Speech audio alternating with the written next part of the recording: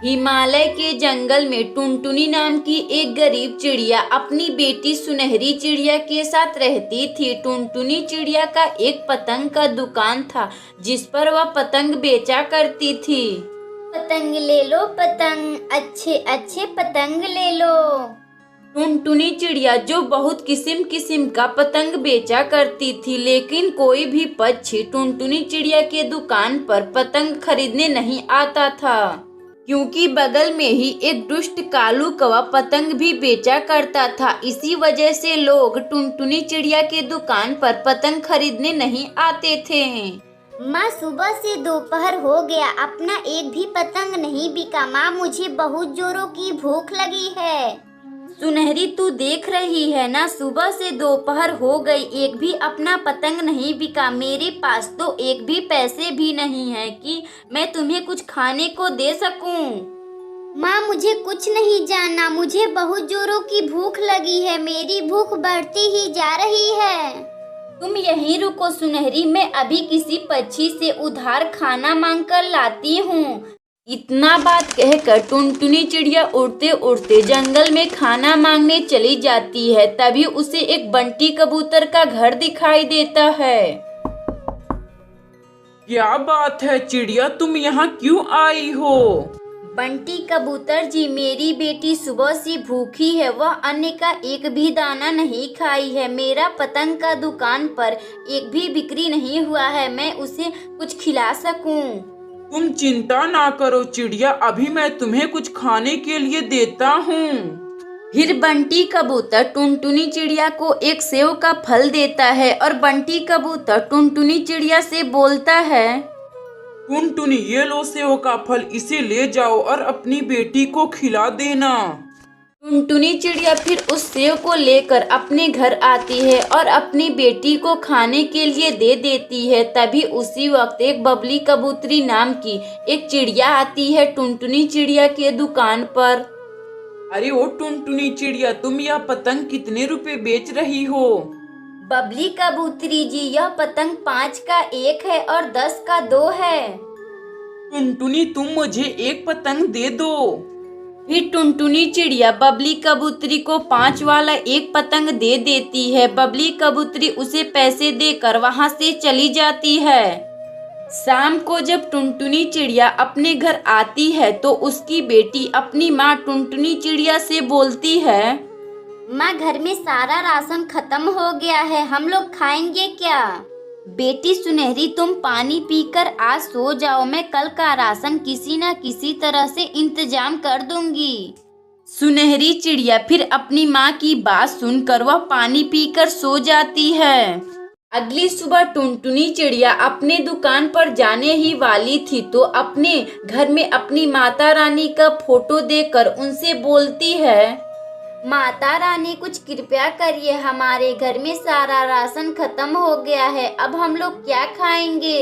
इतना बात कहकर टुनटुनी चिड़िया पतंग बेचने अपनी दुकान पर चली जाती है। टुनटुनी चिड़िया जो माता रानी की बहुत ही बड़ी भक्त थी। तभी माता रानी का कृपा टुनटुनी चिड़िया के ऊपर होता है और उनका सभी पतंग बिकने लगता है।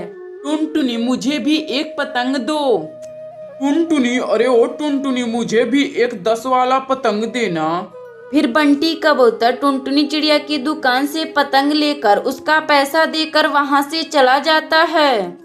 मात्र कुछ ही समय में टुनटुनी चिड़िया का सारा पतंग बिक जाता है। टुनटुनी चिड़िया फिर मिले पैसों से अपने घर में राशन लाती है और अपनी बेटी सुनहरी के साथ खुशी खुशी रहने लगती है।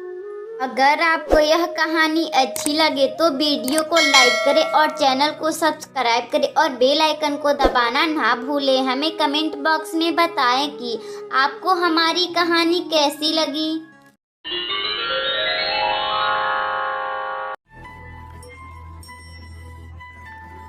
चंपकवन के जंगल में टुनटुनी चिड़िया अपने पति कालू कौवे के साथ रहती थी। टुनटुनी चिड़िया का पति कालू कौवा जो एक किसान था, वह खेती बाड़ी का काम भी किया करता था। कालू कौवा जो बैगन की खेती किया करता था और उन बैगनों को सब्जी मंडी में भी बेचा करता था। टुनटुनी, मैं खेत में जा रहा हूँ, तुम अपना ख्याल रखना। कालू जी, मैं आपसे एक बात बोलूं? क्या बात है टुनटुनी, तुम बोलो, क्या कहना चाह रही हो? कालू जी, बस कुछ ही दिनों बाद हमारे घर में एक खूबसूरत सी चिड़िया आने वाली है। यह तो खुशी की बात है टुनटुनी, अगर बेटा हुआ तो मैं उसका नाम गोलू रखूंगा। कालू जी, अगर बेटी हुई तो मैं उसका नाम सुनहरी रखूंगी। ठीक है टुनटुनी, रख लेना तुम अपनी बेटी का नाम सुनहरी। अब मुझे खेत में जाने दो और अपना ख्याल रखना। इतना बात कहकर कालू कौवा अपने खेत में चला जाता है। कालू कौवा का सभी बैंगनों की सब्जी तैयार हो चुकी थी। अब मेरा सभी बैंगनों की सब्जी तैयार हो चुका है। अब मैं कल ही इन्हें मंडी में बेच आऊंगा। कालू कौवा अपने खेत में 3-4 घंटे काम कर कर शाम को अपने घर आता है और पूरी बात अपनी पत्नी टुनटुनी चिड़िया को बताता है। टुनटुनी, हमारा सभी बैंगनों की सब्जी तैयार हो चुकी है। मैं कल ही उसे सब्जी मंडी में बेच आऊंगा। फिर टुनटुनी चिड़िया और कालू कौवा खाना खाकर सो जाते हैं। कालू कौवा का खुशी भगवान को देखा नहीं गया और उसी रात बहुत जोरों से बारिश होना शुरू हो गया। बारिश होने की वजह से कालू कौवा का बैगन की सारी फसल बर्बाद हो जाती है। अगली सुबह टुनटुनी चिड़िया अपने पति कालू कौवे से कहती है, कालू जी, आप खेत में जाइए और देखिए कि हमारी बैगन की सब्जी कैसी है। ठीक है टुनटुनी, मैं अभी खेत में जा रहा हूँ बैगन की सब्जी को देखने के लिए। फिर कालू कौवा अपना बैगन की सब्जी को देखने के लिए अपने खेत में जाता है। कालू कौवा बैगन की सब्जी की हालत देखकर वह दंग रह जाता है। कालू कौवा को खेत का नुकसान बर्दाश्त नहीं होता तो वह घर पर आकर फांसी लगा लेता है।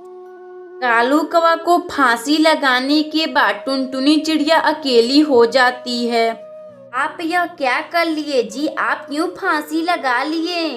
इसी तरह 2 हफ्ते बीत जाते हैं। इसी बीच टुनटुनी चिड़िया का एक खूबसूरत सी चिड़िया जन्म लेती है। माँ, मुझे बहुत जोरों की भूख लगी है, आप मुझे कुछ खाने के लिए दे दीजिए। मेरे पास तो कुछ भी नहीं है बेटी, तुम रुको, अभी मैं किसी पक्षी से उधार खाना मांग कर लाती हूँ। फिर टुनटुनी चिड़िया उड़ते उड़ते जंगल में जाती है। तभी उसे एक सेव दिखाई देता है जिसे लेकर टुनटुनी चिड़िया अपने घर आती है और अपनी बेटी को खाने के लिए दे देती है। माँ, यह सेव कितना स्वादिष्ट और मीठा लग रहा है। क्यों ना माँ हम सेव की खेती करते हैं, यह सेव खाने में तो मजा ही आ गया। मगर सुनहरी, हमारे पास तो खेती करने के लिए पैसे भी नहीं हैं, हम लोग कैसे सेव की खेती करेंगे?